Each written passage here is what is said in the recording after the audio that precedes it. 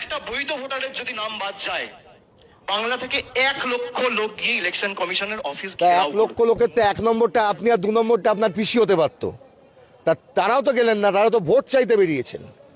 কোন মুখে পশ্চিমবাংলার মুখ্যমন্ত্রী ভোট চাইতে বেরিয়েছেন বলুন তো? আসসালামু আলাইকুম, আমি এমডি হানিফ শেখ, আপনারা দেখছেন MD.TV9।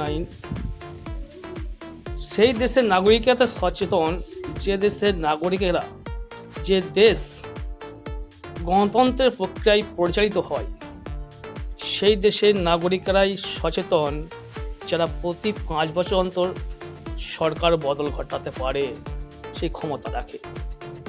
তো যাই হোক, এবারের বিধানসভার আগে একটা গান খুব ফেভারিট হয়েছে, গানটি একটু শুনে যান। এই তৃণমূল আর বিজেপি ছাড়া সব কোম্পানিগুলোই এই গানটাকে রোস্ট করেছে, টোস্ট বানিয়ে চা দিয়ে খাচ্ছে।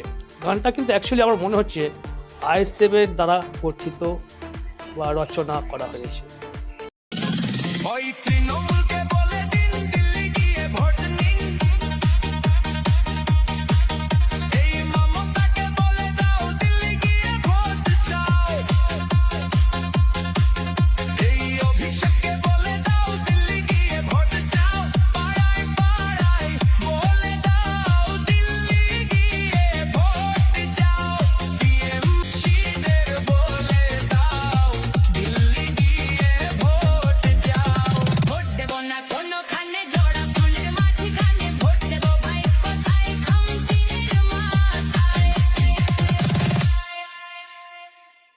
বেশি কথা বলবেন না, একটা দুটো কেস দেবো, আপনাদের ঝুলিয়ে দেবো।